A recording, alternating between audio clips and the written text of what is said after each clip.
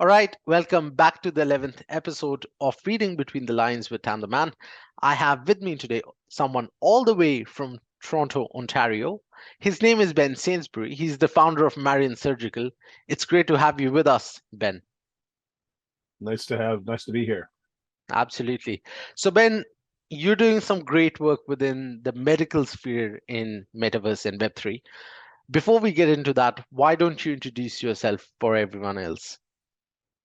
Yeah, sure. So I came about, I'll talk about my journey to VR. So I came about from the film industry. I've made films, 16 millimeter video cameras, HD, all that good stuff. Actually got my master's in screenwriting from USC down in Southern California.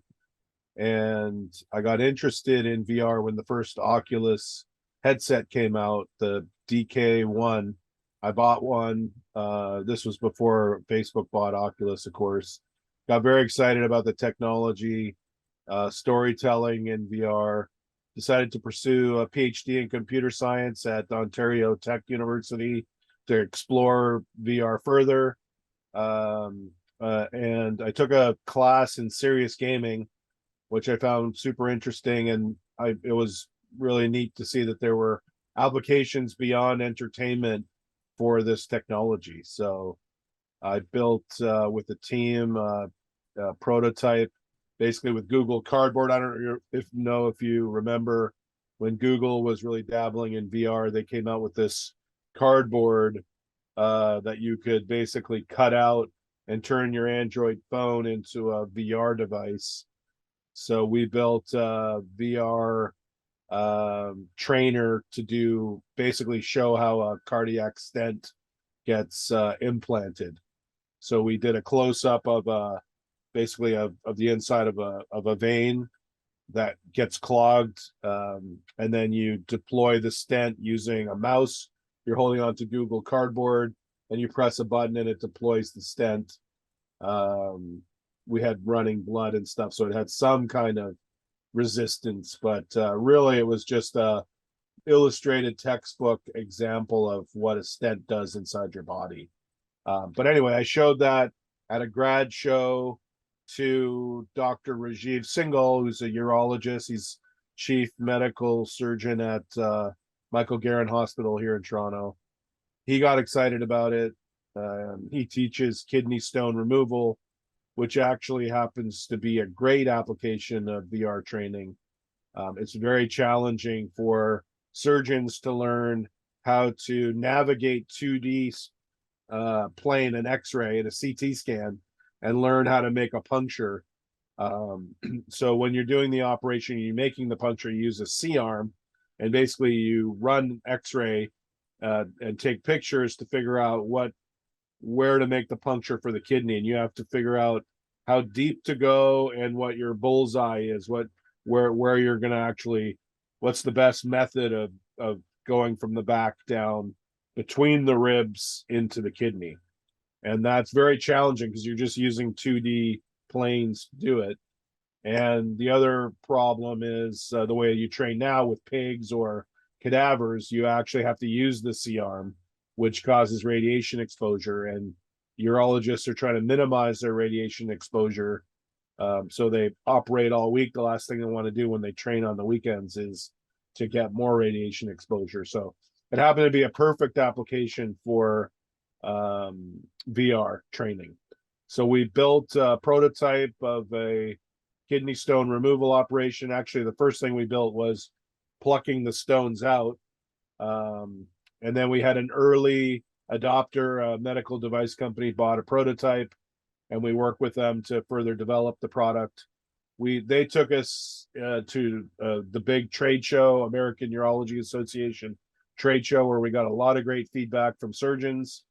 And the feedback we got was, hey, you guys have to actually do the hard part of the operation, which is the puncture. That's the real key. So now we have both parts. We have the puncture and the stone removal, but it's the puncture that everybody cares about. And so we further refined the product. We've got more customers, more medical device companies that are using it for advanced training. I'll give you an example. We were in Greece where we saw our device being used in training.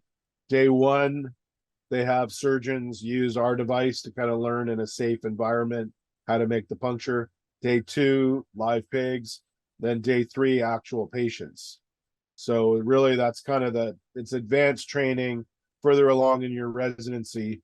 And then lately with the product, we've been adding complex cases because we have the ability to upload a CT scan from a patient and turn that into a 3D practice model. So beyond just surgical training, we're looking at surgical rehearsal as a space. Why not practice a complex case before you actually do the case to save time and save lives in the operating room? Absolutely. So Ben, let me ask you this. When did you start Marion Surgical? So we really got started in 2017 when we kind of had our first angel funding round. And then we kind of, like most companies, we built our prototype. It took a while. You know, the real hard part is getting the feel right. So we've got a haptic robot that we have in our system, which actually, it's got a needle, you put the headset on, you feel like you're in a real operating room. You grab the needle, and then you make the puncture, and it actually feels like you put realistic pressure to go, basically puncture the skin, go Yep. through fat layers, go through muscle, and then you perforate to get to the kidney, puncture the kidney. That part was the hardest part for the surgery building, because we had to get feedback from surgeons. So at first it was like, oh, it doesn't really feel real, or the squishy bits don't feel real, or it's too tight, whatever the case may be. All that sort of feedback.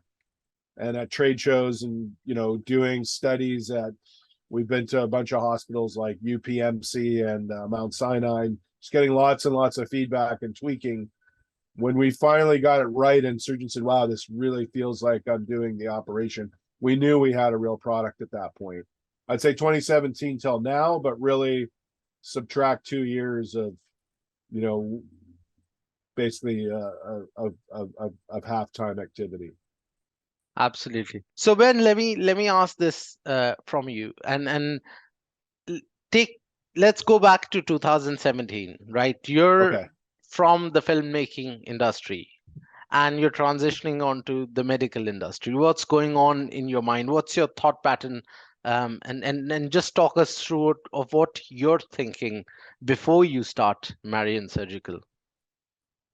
Yeah. So again, I was in serious gaming class. I thought, oh, this is cool. You can use VR to train surgeons. That makes total sense.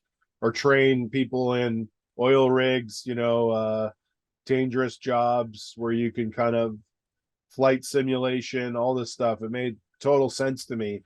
And it was interesting to think of like building something outside of the entertainment industry. The problem with the entertainment industry is it's a hits business. So as one mentor at screenwriting told me, you can make a killing, but you can't make a living. So I thought, well, I'd like to do something more B2B where we can get customers and build prototypes and go through that sort of you know typical startup, because it's really a hardware software company that we've developed, as opposed to coming out with the next film project and it's either going to hit or miss. So from a strategic point of view of looking at product development in VR, I saw that was the application. And so, it was very cool to get invited by Rajiv into the OR. So I was fascinated by being in the operating room and watching surgeries.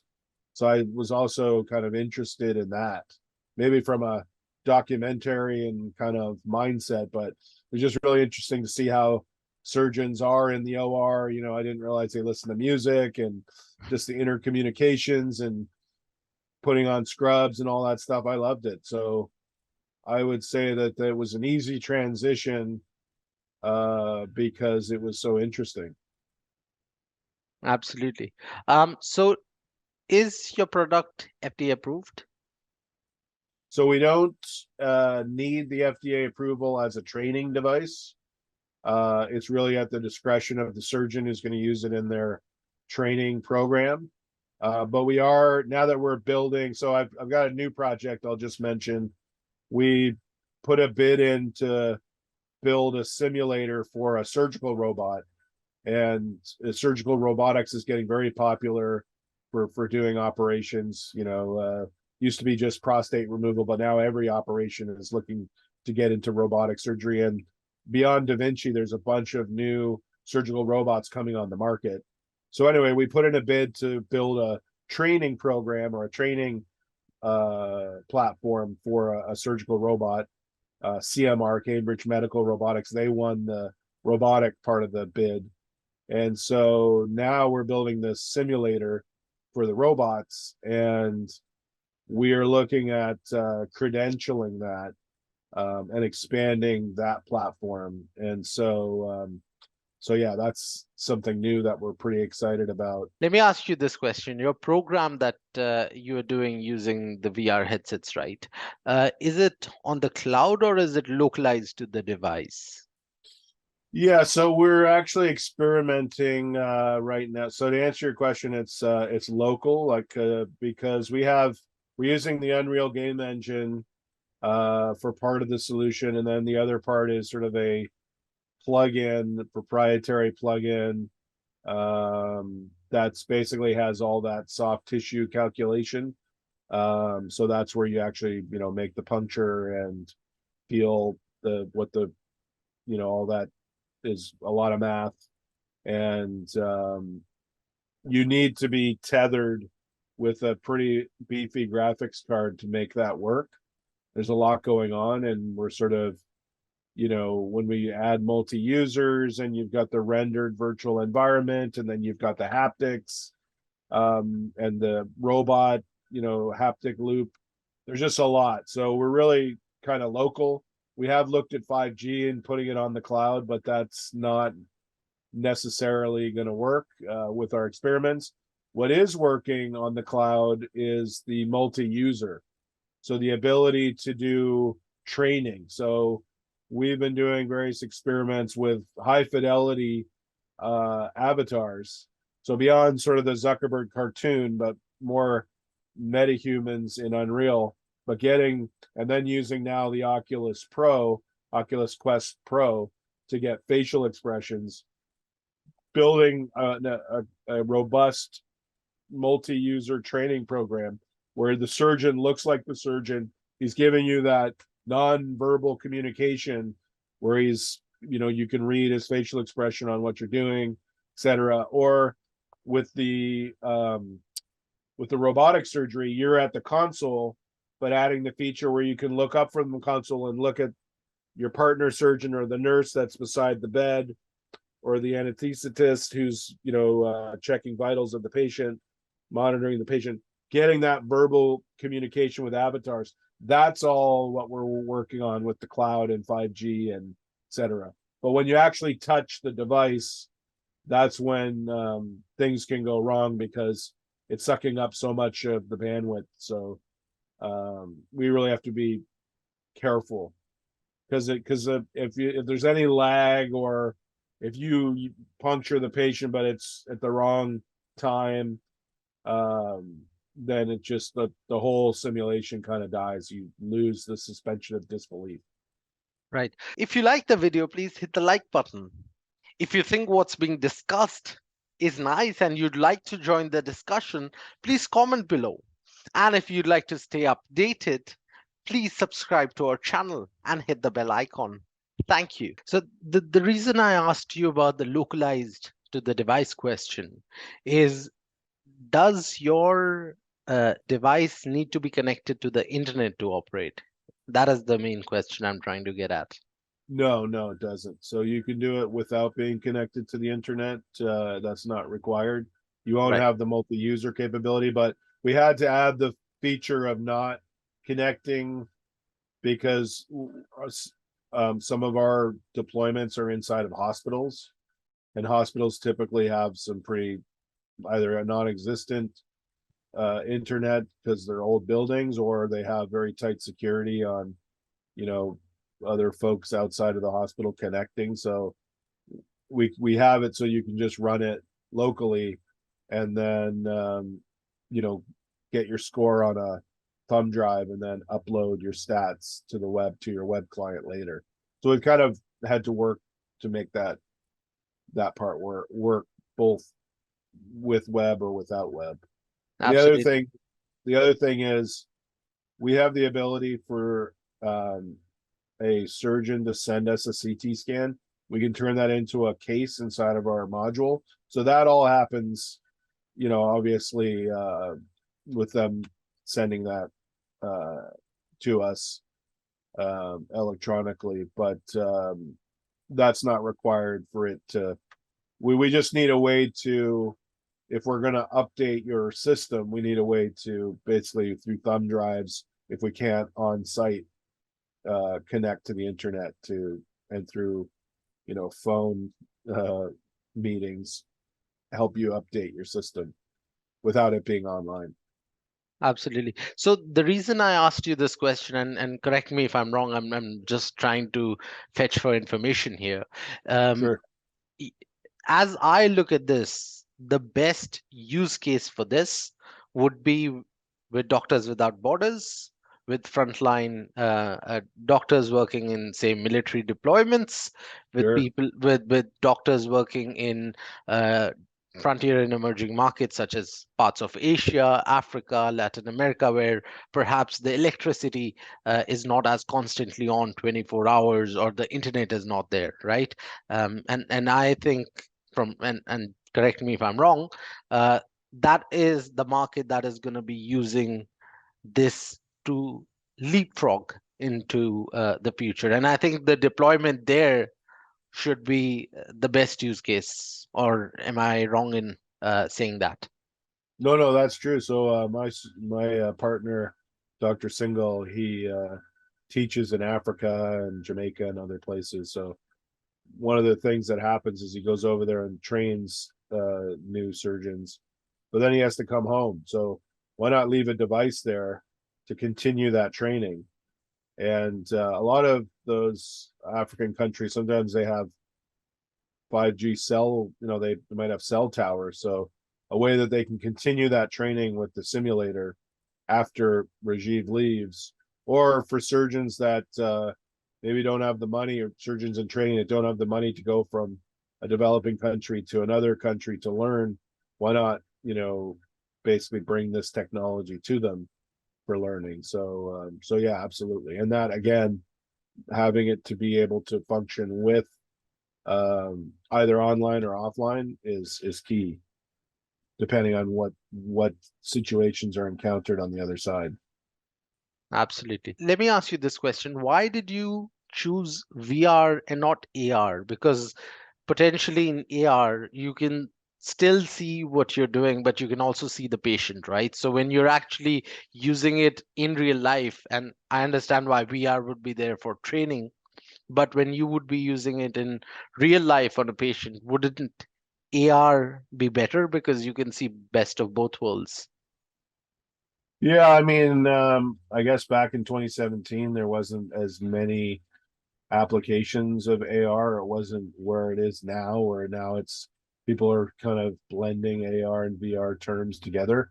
We have been playing with, because there are parts of our simulator where, for instance, moving the C arm, we were using the leap motion before, but now we're experimenting with the AR functionality of the Oculus MetaQuest Pro, where you'd reach out with your hand and pull the C arm or press a button rather than having anything physical. So we are incorporating some AR elements. But in terms of going back to my VR training and what first attracted me to VR wasn't so much the Pokemon Go. I'm on my phone and I'm in different areas and things are popping up, as much it was being fully immersed in the situation, in the situ, right? So the idea is that there's also not just with the training, the sort of pinpointed exact surgery of making that puncture in that part. There's also all the other elements which we've incorporated it, which is we have a full OR suite. We have noises where it feels like you're in the OR, which adds to that immersion. So we're really talking about making the resident feel like they are actually inside of the VR experience. And we think that adds to the training.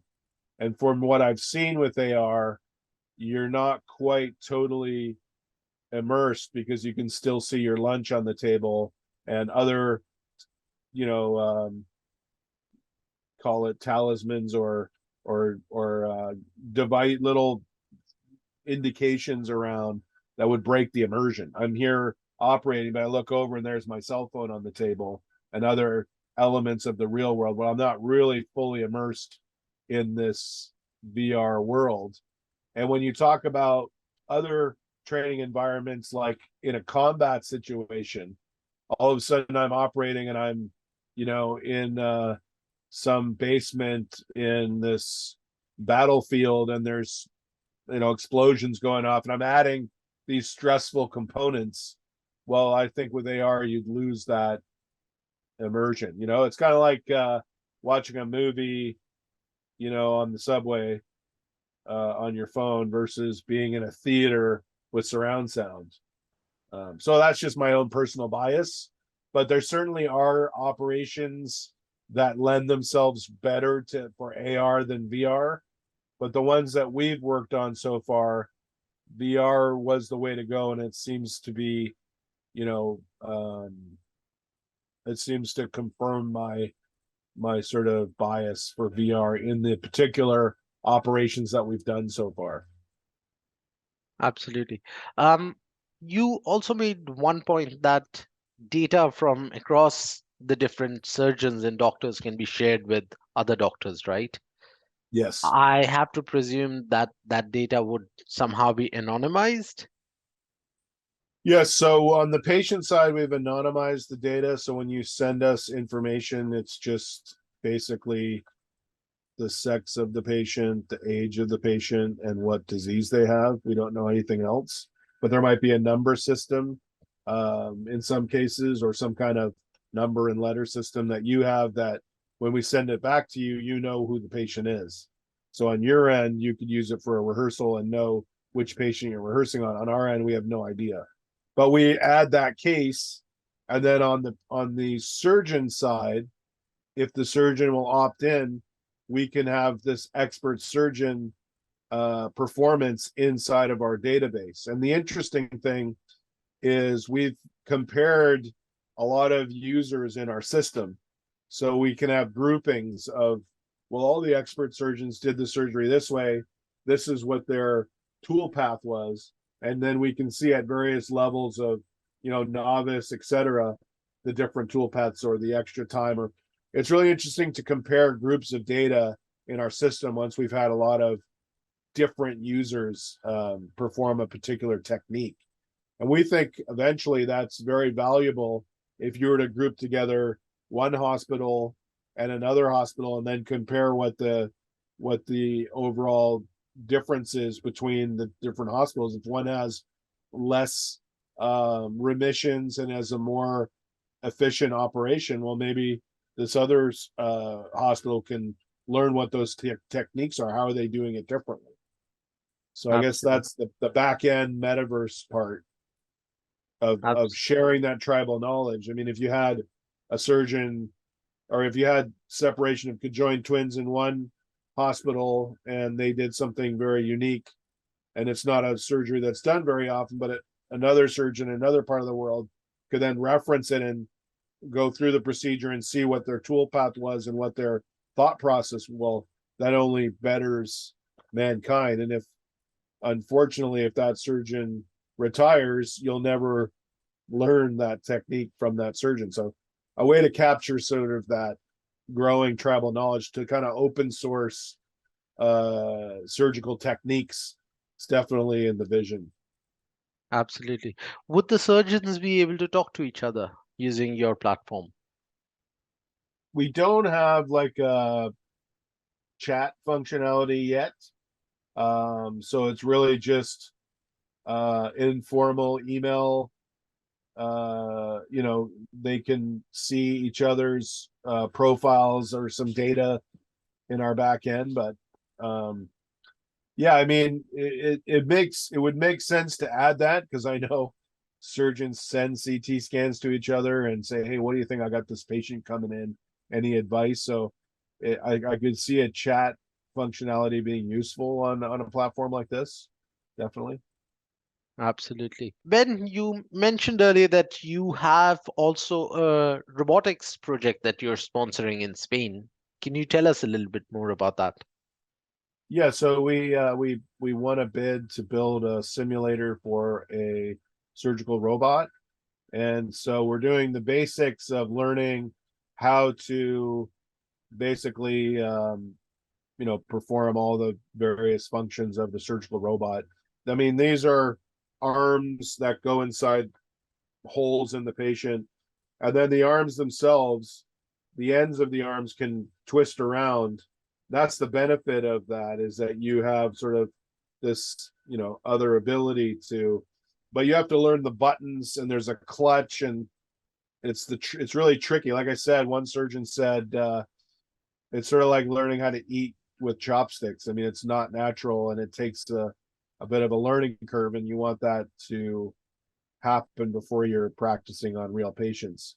So we've got that basic functionality built into it, but then we've expanded and we've added operations like full kidney removal operation, gallbladder removal. We're working on partial nephrectomy, partial kidney removal. So going into like different actual surgeries, once you've learned the basics, is what we're adding on this platform, and we see it being something that could be very useful for residents, or even for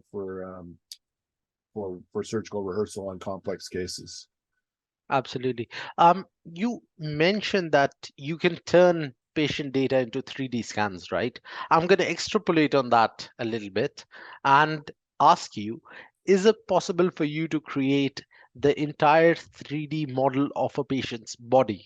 The reason I ask this is because if you can treat a patient without an invasive surgery, that is the best outcome, right? As a potential medical doctor, if I can treat the patient without inserting anything or without opening them up, that is the best outcome, right? So for instance, if you have a tumor and it could be in multiple places, if you can do 3D imaging of their entire body, pinpoint perhaps on a software or a device exactly where the tumors are, that would help the doctor a lot. So, can that be done using your platform? Well, at the moment, like I said, we don't really have the bandwidth with all of the different things we have going on in the VR to have the full body modeled, and it does take time to make a CT scan Yeah, of the anatomy that we're doing. So, kidney, we just got the kidney or the gallbladder, etc. So we take that CT scan, we isolate it, we label it, and then we turn that into a 3D model, and then put it into our system, and then add our scoring system to it. So we know, like, depending on which anatomy you're operating on, what your score would be. So how well you're doing in the operation. That's where we're at now, but it would be nice if so a partial nephrectomy, you have a kidney and you're trying to preserve as much of the kidney and just remove the tumor as possible. And because we're using potentially using your real kidney for rehearsal, wouldn't it be nice if that medical data, you had the next surgeon you had access? So let's say you get a partial nephrectomy surgery in Ontario, but then you move to BC and you're going to get a partial nephrectomy surgery in BC. Wouldn't it be nice to see the rehearsal that surgeon did on you before, and what part of this kidney they removed, and then maybe comparing it to your CT scan, or I mean, I just think that's valuable data, and I could see that being the direction of sort of medical 2.0. Maybe probably not my generation, but the next generation, that you could basically have your entire body scanned, and whatever's been done to it, whatever arthroscopic surgery you've had, what that surgeon did, wouldn't that be great? So, I mean, that's kind of how I see that. If that answers your question, is Absolutely. yeah. Absolutely it does. If you like the video, please hit the like button. If you think what's being discussed is nice and you'd like to join the discussion, please comment below. And if you'd like to stay updated, please subscribe to our channel and hit the bell icon. Thank you. You also mentioned in passing that your device has been used to perform a real first surgery. Could you talk a little bit about that? So yeah, let me just go back to that last question and just say one more thing. You said, can we get the whole patient? We do have basically different models. So if the patient's overweight or very muscly or very small, we do have different sort of body cavities to put the patient in, because part of the challenge is if you have a very obese patient, the puncture is going to be more difficult, or you have to think differently about the surgery. So it would be nice to be able to take in the future maybe what your body composition is and make a realistic model to that. I mean, that's kind of interesting. And then to answer your Perhaps adding the BMI data to yeah, that as well. that'd be interesting. So Ben, you also mentioned in passing that your device has been used to perform the first real surgery. Could you talk a little bit about that, please? Yeah, so at the St. Joe's Hospital in Hamilton, which is about an hour or so down the road, Dr. Eddie got a consent from 3 different patients to basically do a rehearsal on their surgery. So we took the CT scans, and it turned out that we need a certain kind of CT scan in order to make it really work, because when you get your kidney stone removed, you get a X-ray done, but we need a contrast injected dye kidney scan, and that's when they put dye in. It's a little more invasive type of X-ray, but then we can actually see where the kidney stones are and what the ureter looks like. So really the sort of plumbing of the kidney. So only one of the patients that consented for us to do the rehearsal had that type of data. So it was a case of just one patient. But yeah, we put it in our system. We had Dr. Eddie try the rehearsal. It gave him a bunch of data points on it. He thought, okay, I thought it was going to be this way, but it turned out the anatomy is kind of this way, and so I'm going to do something a little differently. And he said, after he did the real surgery and compared, did it help him or not help him? He said absolutely it helped him, and it probably saved him time, because he had made decisions in the rehearsal, or he was more familiar with that patient. And I think the case that he did was not a super complicated case, but if you go into patients that have spina bifida, where your spine is basically in a position where you can't be placed in the right position for the surgery, so you have to go in a different way than you normally would, that's when we would save a lot of time. Some of these surgeries can be very complicated, and that's really the best application for it. So we did the pilot study, it was a success, and now we're going to do a follow-on study with more complicated cases in a bigger population to validate the usefulness of doing rehearsal. Absolutely. One question that's coming right off the back of our conversation. Most of what we've talked about is providing treatment or training, right? Training to the doctors, treatment to the patient. Is Yes. there a capability to provide the ability for the patients prevention. So, for instance, let me give you an instance. If you know that you have stage 1 kidney disease, for instance, can the device then be regularly used in patient care, in consultation with the doctor, to help them manage their um, disease better? Not sure because we're really, excuse me, we're really focused on the actual surgery, and I don't know how useful that would be. I mean, it's useful if a patient is not 100% on getting a surgery done, that you could maybe do the rehearsal with that surgeon and say, this is what we're going to do for you, and maybe get their mind at ease for performing the surgery. I could see that being useful on the patient side.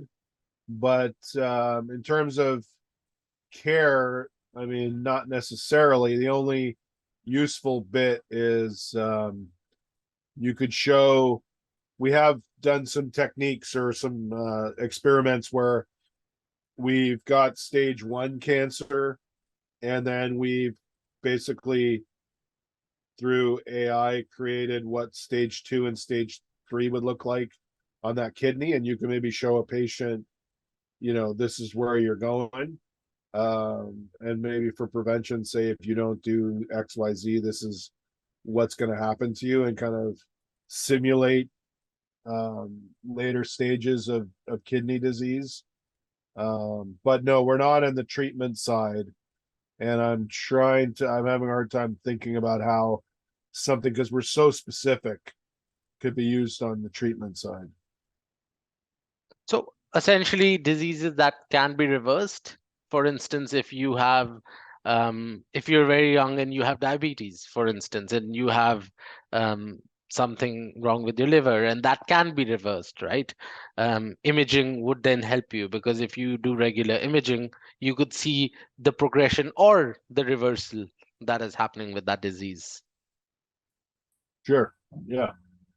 So yeah, I mean, if you're really getting into it, if you had more work on the 3D modeling side, and let's just say that you don't have the barrier of the cost of technicians creating the simulation, like you take if it was just AI, which eventually it will be, then yeah, you could have a kidney or liver, show the exam, then show how it healed, how it show over time your body and what's happening to it. That would be really interesting. See how these things play out. See how I could see that being very useful. You see how you could run simulations that if you had some kind of leg, an amputated leg, and another leg, like what all these kinds of different scenarios, and have those play out in 3D models. I don't know. I have to think about it more to articulate it a better answer. But anyway, I can see the value in over time having a comprehensive 3D digital twin of yourself. And then as you get treatment or change things, I mean, they already have that now where they can say, show me if I do this many push-ups over this much time, how my body will change. Diet, what if I cut this, what would happen to my body shape?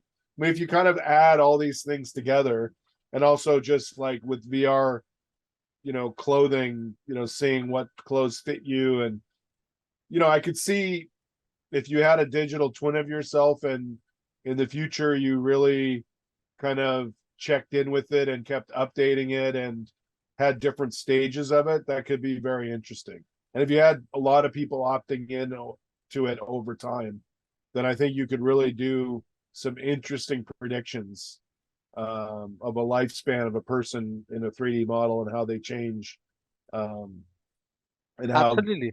medicine, and I mean, dare to dream, right? But I could see that being pretty useful. Absolutely. Something like a 3D Fitbit for your body, Sure. which Yeah. which you can regularly monitor yourself as well. So Yeah. that'd be great to have. But let me ask you this question. Are there any use cases for post-surgery care? for patients? For us, I think the only post would be to, like I said, you have that kidney surgery, you get it done, and then the next, years later, you've got the same problem again. You can compare it to the last surgery, those types of things, that I think that could be useful. Just that kind of thing. But really already one of our challenges is for a routine surgery, justifying why a surgeon who's already short on time would want to do a surgery twice.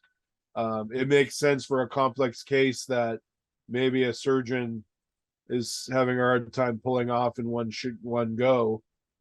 But if all of a sudden our device had to be used also for post care, I just don't know what budget that would come out.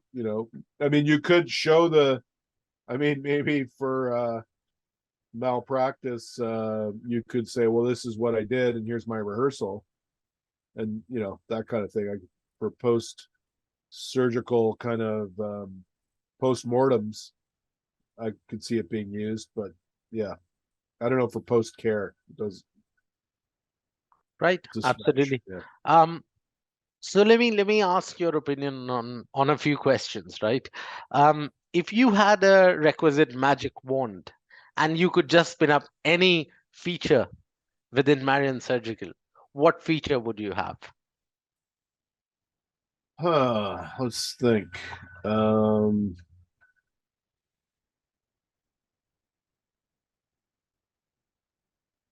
Yeah, that's a good question. I mean, I guess accelerate faster. So the ability to automatically create new surgeries would be nice.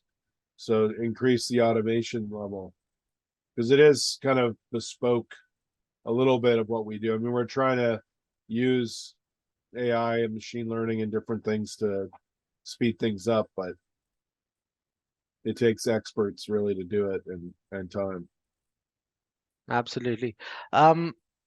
Where do you see Marion Surgical 10 years down the line? Yeah, so I guess we're going to continue expanding our different operations and different procedures, and offering a training program for our robotic platform. So I just, maybe in 10 years we would have, quite a huge library of surgical cases in our and on the platform. So just, I guess, a real robust expanded platform from brain surgery to foot surgery. Absolutely. What do you see as being the trigger for the mass adoption of your technology? Well, one of the barriers is the cost, because our robots cost quite a bit of money to build, and so therefore they're not cheap. On the robotics, the robotic trainer, we're going to offer something that doesn't require as much hardware. So I would say that hopefully that'll have a bigger adoption, a quicker adoption. This is a challenge getting around capital budgets of hospitals, and usually comes in a bid or maybe a donation, that kind of thing. So I would say cost. And on the education side, I mean, 4 or 5 years ago, we were trying to explain why VR was going to be useful. Now I think it's self-explanatory. So there has been a little bit of the, bust and boom of the VR, but that's happened a lot in the entertainment side. I think for enterprise, it's pretty clear that VR gives you a whole bunch of better training than mannequins, etc. And again, back to that immersion and all the other dynamics of training in something where you feel you're actually in the OR, but without the repercussions of doing these kinds of operations to patients, there, the value's there. So I would say that hurdle is less of an issue, and now it's just getting over medical budgets, what they are, and getting over that hurdle. So Absolutely. If you like the video, please hit the like button. If you think what's being discussed is nice and you'd like to join the discussion, please comment below. And if you'd like to stay updated, please subscribe to our channel and hit the bell icon. Thank you. Let me also inquire about the fact that when when people are getting trained in the VR, right? When you're essentially training new doctors, um, is it a set simulation, or can do you randomly make things go wrong? Because in real life surgery, things randomly go wrong, right? There are right. um, unaccountable variables. So Sure. perhaps you're doing an open heart surgery, artery starts bleeding randomly, right? You can't Yeah, account for that. That does happen, right? it But you does. need Yeah. to So solve that. we have played around with that. The idea that, all of a sudden the patient wakes up or something happens that's unusual, and then for a training class, it's like randomizing it so that one or two of the students that are doing the operation are going to get that scenario. That's the kind of like the birds flying into the windshield of the plane scenario. How are you going to land the plane? So yeah, so we have played around with that. And then we've looked at having a console where the instructor can turn those on or off. So yeah, it is something, it's something that we built in prototyping stage. We haven't really been asked for that yet, but it's a feature that we're ready for. Right. So potentially when you're training new doctors, right? And you want to train them as a group sometimes, because in the operation room you have more than one doctor. You don't just have one doctor, right? There's multiple doctors that are there. Is it possible for multiple trainees to work on the same case at the same time using the headsets? Yeah, so we've played around with that, and like I said, one of the issues is when it comes to our actual robot, the difficult part is that it's like local, right? So we can't have two robots in and have it in real time. And we've also played with voice, real time voice, and someone moves the C arm. So we're very close with the new graphics cards, etc., and with playing with the 5G. We're pretty close to having things update, but that's been one of the technical challenges. Um, but if you have two different surgeons in the room or two different medical professionals in the room doing different functions, like one is checking the vitals and one is performing the operation and one is bagging the kidney, there's a way to do it so you can have multiple tasks that are happening at the same time. The difficult part is if two people touch the same piece of equipment and one is local. Now, like I said, with our robotic surgery, we are working on the bedside surgeon and the surgeon that's on the console. And because, again, they're touching two different pieces of kit, then that is possible. Absolutely. Um, I've heard you mention a few times that the graphics card and the bandwidth is very important to you, right? Right now, we see a bipolar world. We see a US led order and we see a Chinese led order. And Taiwan is right in the middle of it, which produces a lot of semiconductor chips. My question to you is, do you see the US China trade war and even Canada China trade war sort of growing into something that's going to disrupt the semiconductor market, which may impact you negatively or positively? I'm not sure. I'm not following that news. I can tell you this, that during the crypto mining boom, it was very hard to get a graphics card, a VR graphics card. So that was the competition there. Now that people aren't crypto mining as much, it's easier to get a graphics card. And then we found it was easier to get a graphics card that was built into a system than it was to just get the graphics card itself.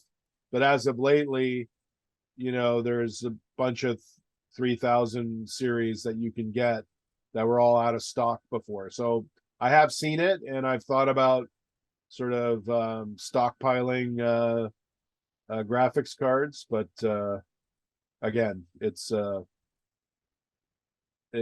not the trade war itself. I'm not really following, so I'm not really sure. I mean, we're using NVIDIA. Is NVIDIA factory in China? I don't even know. Probably should know.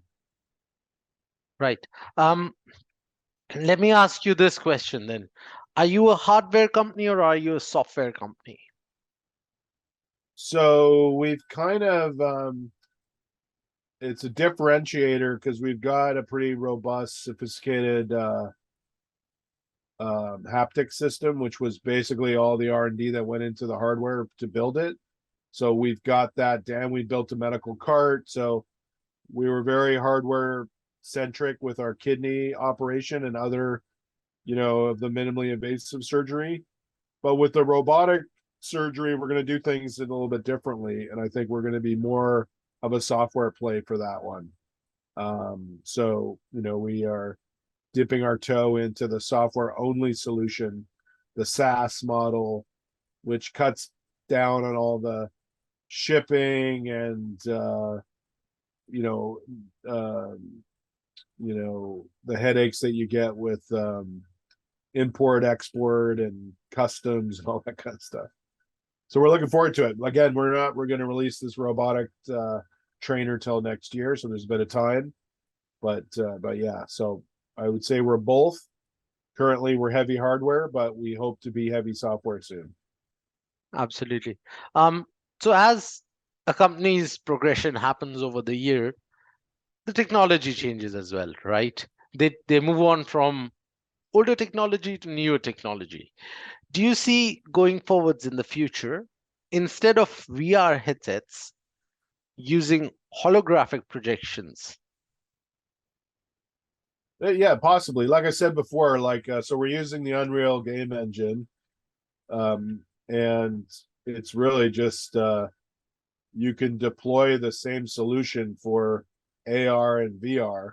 And of course, there's some work that you can do, but you don't have to start from scratch if we were to move to a completely AR solution. I did buy a Magic Leap.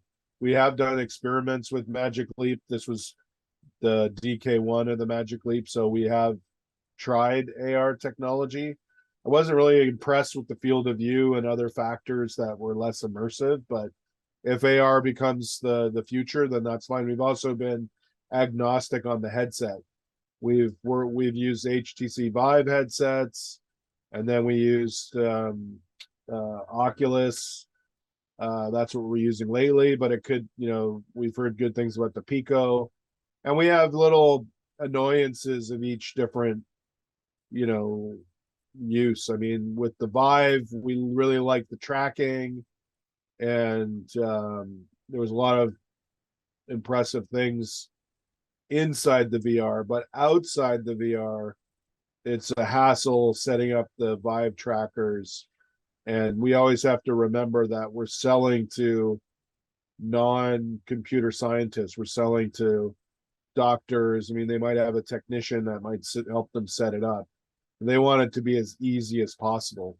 The thing we liked about the Oculus is you could just plug it right in and it worked. Now, the things we don't like about the Oculus is, up until now, it's been closed. So if you want to make changes, you can't, because it's a closed environment, which is also one of the reasons why we switched from Unity to Unreal, so we could get access to the source code. So, I mean, so there's been, a bunch of different factors that have gone into the different technologies, but we're pretty agnostic, especially because we're so, we're, like I said, we're on the Unreal game engine, and so stuff comes out all the time that we can adopt. But we Ab- also have a Unity build. So if Unreal blew up, we could always go back to Unity. So Absolutely. Um, that brings us to the final part of the interview, which is rapid fire questions. So let me ask you a few rapid fire questions, and sure. I'd love your answer to those. Is the global internet bandwidth speed fast enough for your product? Yeah. So I mean, at the moment, we are doing experiments with 5G. We've got access here in Canada to the Bell and Amazon.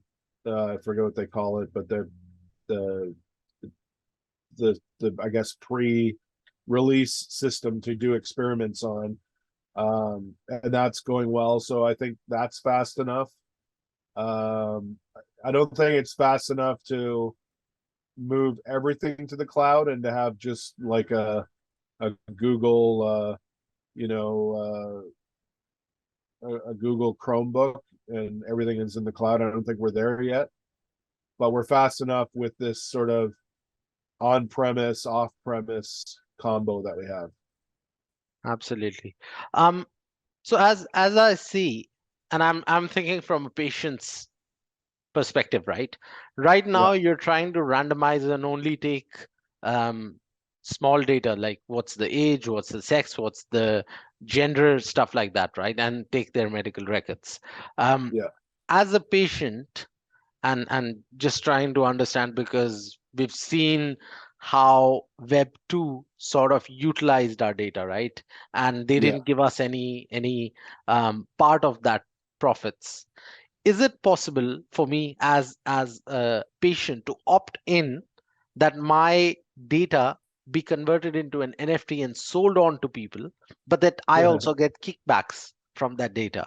Because so if Right. you're going to sell my data, that's fine, Sure. but give me some kickbacks of that data. That's really interesting. Yeah. I mean, uh, it's a cool idea. I'd love to see that. So you almost have like volunteers. I mean, it's funny. Yeah. I did get a bunch of anonymous data packs from hospitals. So like some of the research hospitals, you just automatically opt in. But then I found some dubious folks that said, "Hey, you want to buy a whole bunch of real kidney models from India?" So there is some sort of secondary market for Yeah. digital data, patient data, which would include, the CT scans that could be converted to 3D models. Yeah. But it's an interesting thought to think, hey, I've got spina bifida. I want to opt in and sell this to Marion Surgical so you can make a complex case out of it and maybe pay me a royalty every time a surgeon uses my data. That's an interesting twist. I mean, I Absolutely. guess if we're talking about the digital twin and monetizing the digital twin, you could potentially be a model, right? You could put your body into your you could have your digital twin modeling clothes, virtual clothes, right? Your actual virtual bodies doing virtual clothes. Why not also, hey, I've scanned my kidneys and my liver and this kind of thing, and I've also got those for sale as NFTs for Marion Surgical to use. I mean, it's a cool thought, Uh, but I don't I'd, know I'd how even how brainstorming and sort of just adding to that conversation, I'd even say adding that point that we were talking about and checking the progress of the patient over time, if you can add that on top of that and do the entire body's data over time, I think that data is much more valuable because then you can track how a disease is caused, how it grows, how it progresses, what can be done to stop it, what accelerates it, stuff like that. So I think that data is sure. much more valuable over time. And Yeah, I mean, as an outsider, as a non-American, um, I think even kickbacks, not only directly in money terms, but perhaps reduced cost of the surgeries, or if your sure. insurance provider needs to pay less for your surgeries and stuff, right? So that also Sure. could be a way of doing that kickbacks. Yeah, it's interesting. What markets do you think this would take off first?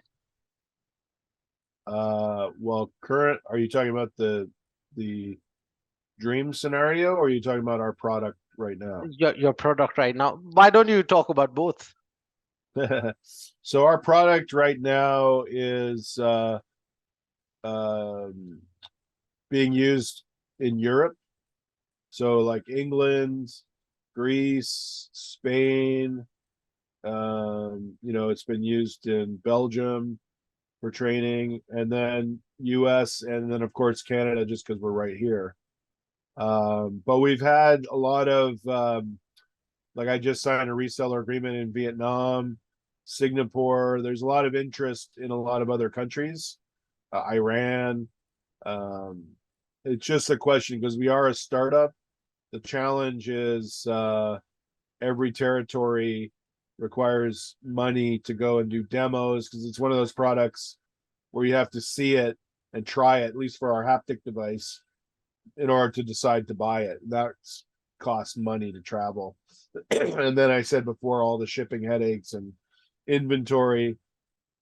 So I'm looking forward to, on the software side, to maybe if somebody already has an Oculus, to just deploy a demo and then, take that purchase online.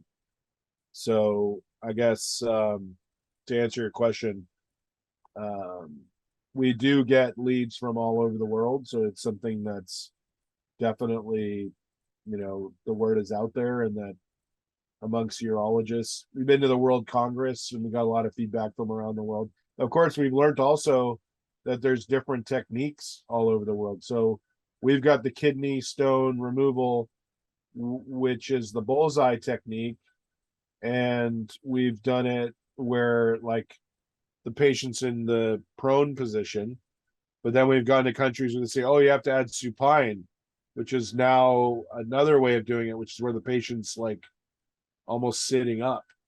So we've had to add that. And then in Asia, they don't use the C arm, they use ultrasound. So now how do we add the ultrasound? And ultrasound, by the way, is where we're looking at that AR VR. So we've been playing around with Oculus Quest Pro, has a much more robust AR functionality where you can put the probe of the ultrasound. So we have been experimenting with that. So anyways, by going global, we've learned that there's techniques all around the world, and that's also very interesting for research papers to figure out globally which is the better system, which is the better way to perform a surgery. I think that's super valuable, that we should all be learning from each other and expanding the knowledge base. Absolutely. So what's your go-to-market strategy? Is it go to doctors or is it go to universities and get the students trained on it? And because the students are trained in it, when they go to hospitals, the hospitals would demand the product. So far, we've, like I said, gone to trade shows. We've had early adoption with medical device companies that have taken it around and done training at different facilities.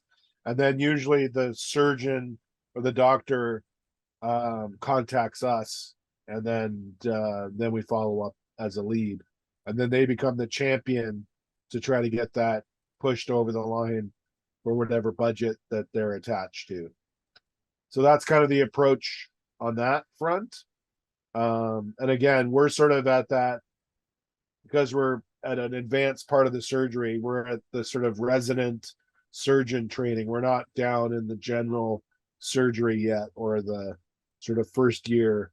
So we are, you know, going after medical or training hospitals and medical schools. But at this point, a lot of it has been medical device companies and surgeons that bring us in to their teaching hospital.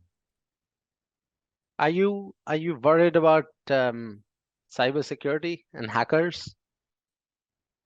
Well, I mean, I'm always worried about it because I read about ransom and all the rest of it with shutting companies down, etc.